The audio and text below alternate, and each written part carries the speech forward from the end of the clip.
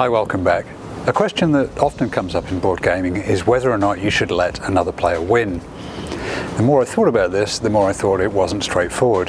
Imagine you're a competitive chess player, you play every week, you study the game, you play for your local club, you're introduced to a young man, maybe 10 years old, hasn't played very much, somebody's shown him the basic rules, doesn't really know anything about development or openings or defenses.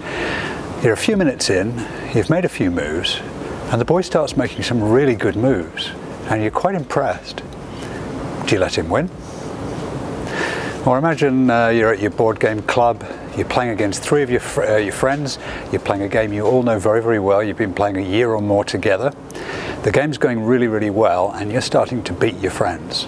But the fourth player is a guest at the club. She's an experienced board gamer too. Do you let her win? So what we're not talking about is king-making, a situation where you yourself can't win, but what you do will affect who does win. And we are talking about a situation where you definitely have the skills and the ability and the means in that particular game to allow another player to win, presuming that they do the right things themselves. I have this suggestion. Where there is a big disparity of ability, the best game is the one where the stronger player makes the game as close as possible without the weaker player being aware that they're doing it. You can think of a lot of straightforward reasons for why that would be good.